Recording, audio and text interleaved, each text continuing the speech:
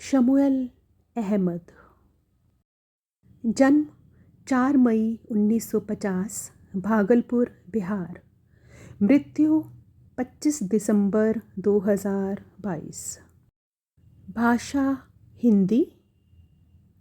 विधाएं उपन्यास, कहानियाँ। मुख्य कृतियाँ नदी, महामारी। कहानी संग्रह हैं सिंगारदान, बगोले, अल्कमबूस की गर्दन और 21 श्रेष्ठ कहानियाँ। आज आपके सामने प्रस्तुत करने जा रही हूँ उनकी कहानी सिंगारदान। दंगे में रंडिया भी लूटी गई थी।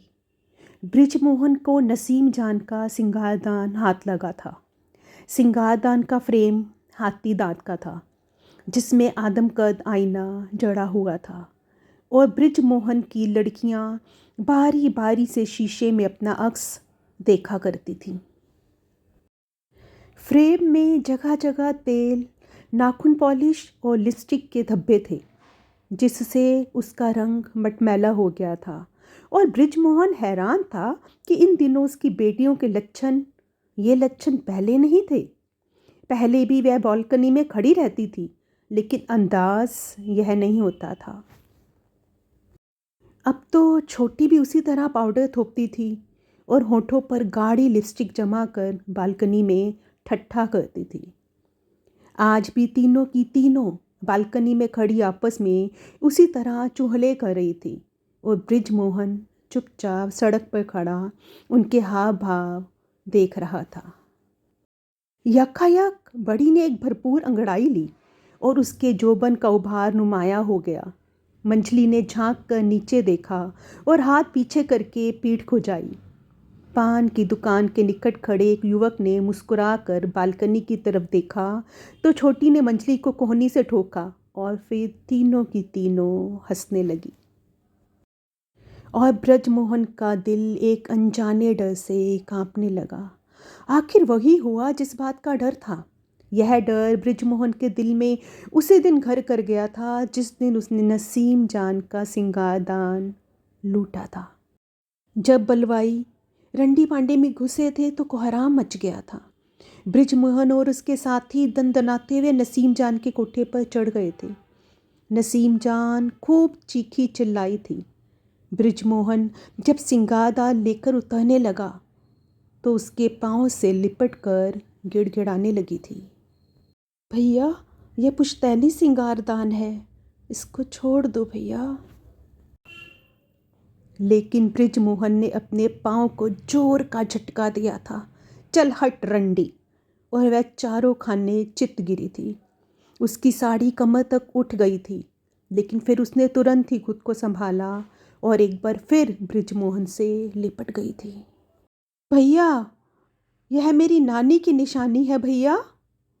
इस बार बृजमोहन ने उसकी कमर पर जोर की लात मारी। नसीम जान जमीन पर दोहरी हो गई।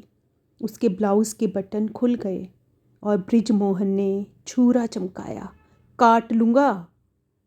नसीम जान सहम गई और दोनों हाथों से छाती को ढंकती हुई कोने में दुबक गई। बृजमोहन सिंगारदान लिए नीचे उतर गया। बृजमोहन जब सीढ़ियाँ उतर रहा था, यह सोचकर उसको लिज्जत मिली कि सिंगारदान लूट कर उसने नसीम जान को गोया उसकी पुश्तैनी संपदा से महरूम कर दिया है। यकीनन यह मुरूसी सिंगारदान था जिसमें उसकी परनानी अपना अक्स देखती होगी। फिर नानी और उसकी माँ भी इसी सिंगारदान के सामने बन ठन कर ग्राहकों से आंखें लड़ाती होगी। बृजमोहन यह सोचकर खुश होने लगा कि भले ही नसीम जान इससे अच्छा सिंगारदान खरीद ले, लेकिन यह पुश्तैनी चीज़ तो अब उसको मिलने से रही। तब एक पल के लिए बृजमोहन को लगा था कि आजनी और लूट मार में लिप्त दूसरे दंगाई भी भावना की इसी तरंग से गुजर रहे होंगे कि एक समुदाय को उसकी विवशता से जान माल से मरहूम दें, ठीक वैसे ही जैसे षड्यंत्र में वह पेश है। बृजमोहन जब घर पहुंचा तो उसकी पत्नी को सिंगारदान भा गया। शीशा उसको धुंधला मालूम हुआ तो वह भीगे कपड़े से पोंछने लगी। शीशे में जगह जगह तेल के गर्द आलूद धब्बे थे। साफ होने पर शीशा छल छल कर उठा और बृजमोहन की पत्नी खुश हो गई। उसने घूम घूम कर अपने को आईने में देखा। फिर लड़कियां भी बारी बारी से अपना अक्स देखने लगीं। बृजमोहन ने भी सिंगारदान में झांका तो उसे अपना अक्स मुकम्मल और आकर्षक लगा। उसको लगा सिंगारदान में वाकई एक खास बात है। उसके जी में आया कि कुछ देर और अपने आप को देखे, लेकिन यक्कायक नसीम जान बिलखती नजर आई। भैया सिंगारदान छोड़ दो, चल हट रंडी। बृजमोहन ने सिर को गुस्से में 2-3 झटके दिए और सामने से हट गया।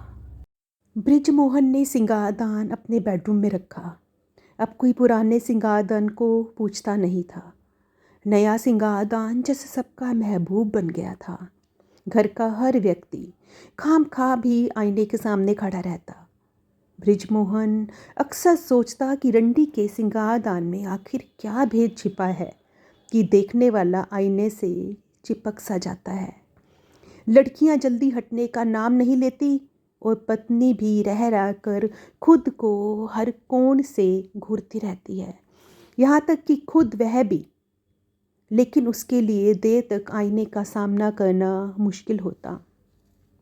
तुरंत ही नसीम जान रोने लगती और बृजमोहन के दिलो दिमाग पर धुआं सा छाने लगता था।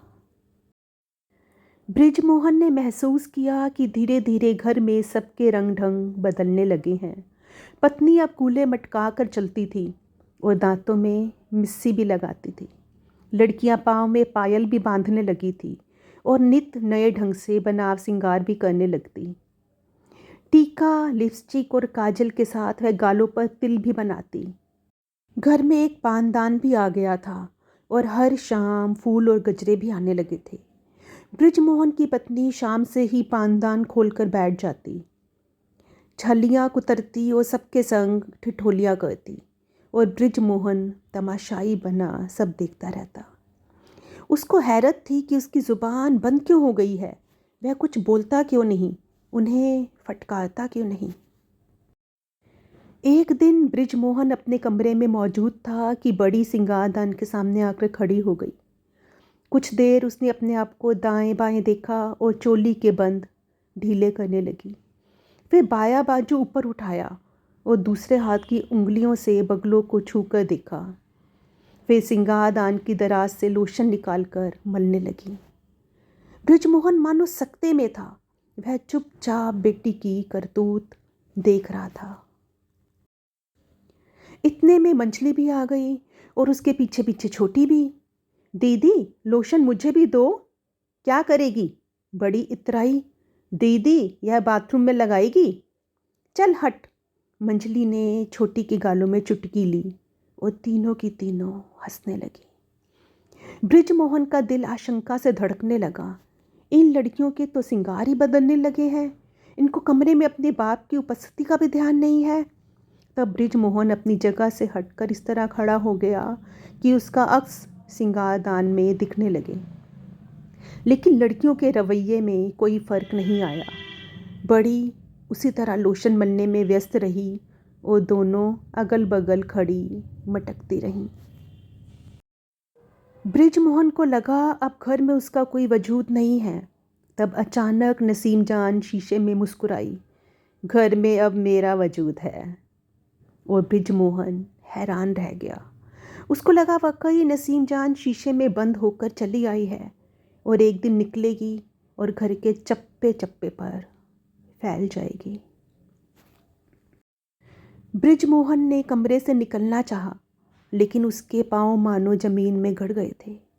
वह अपनी जगह से हिल नहीं सका। वह खामोश सिंगारदान को ताकता रहा और लड़कियां हंसती रहीं। सहसा बृजमोहन को महसूस हुआ कि इस तरह ठट्ठा करती लड़कियों के दरमियान कमरे में इस वक्त इनका बाप नहीं।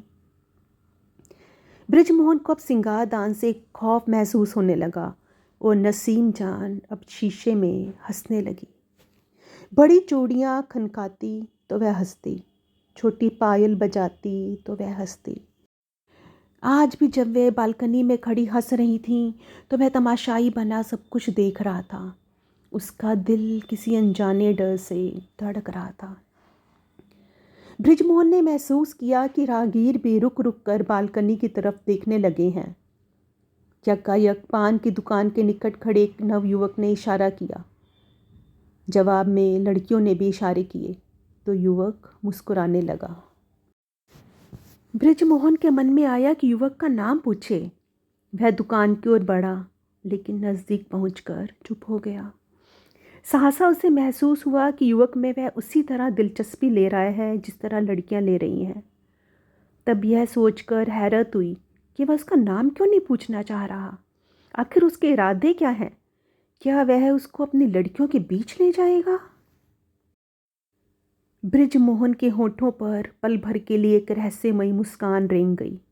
उसने पान का बीड़ा कल्ले में दबाया और जेब से कंघी निकालकर दुकान के शीशे में बाल सूंटने लगा।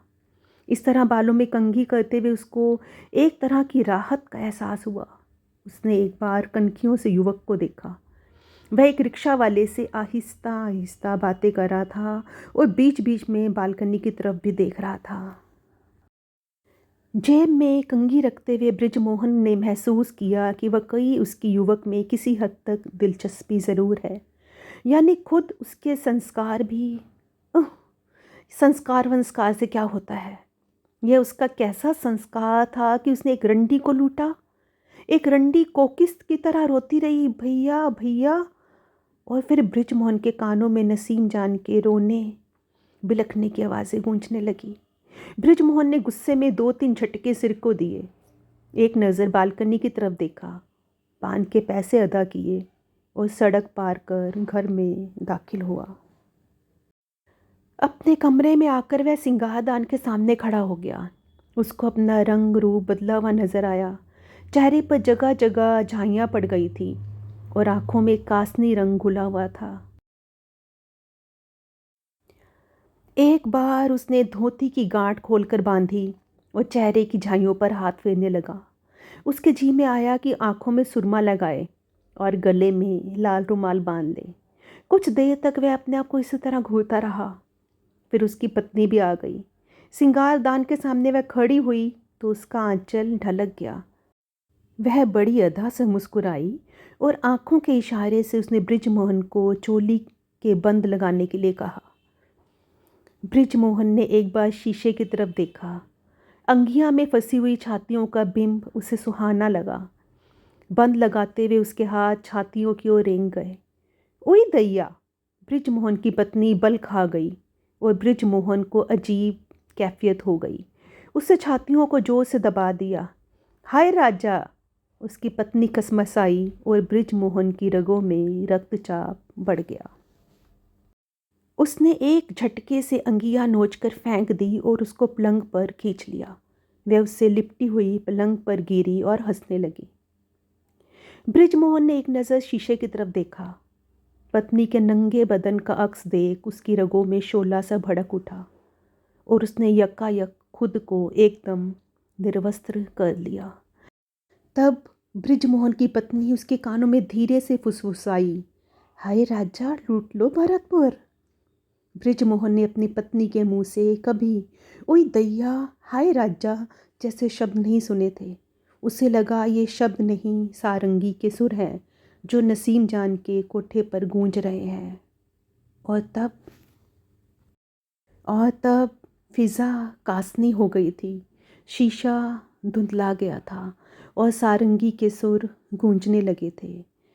बृजमोहन बिस्तर से उठा, सिंगारदान की दराज से सुरमेदानी निकाली, आँखों में सुरमा लगाया, कलाई पर गजरा लपेटा और गले में लाल रुमाल बांधकर नीचे उतर गया और सीढ़ियों के नीचे दीवार से लगकर बीड़ी के लंबे लंबे कश लेने लगा।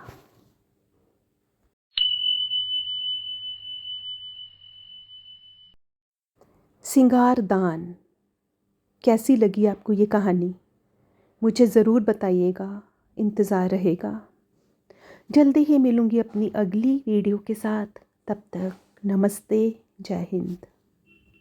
इस वीडियो को लाइक करें और चैनल को सब्सक्राइब करना बिल्कुल भी ना भूलें।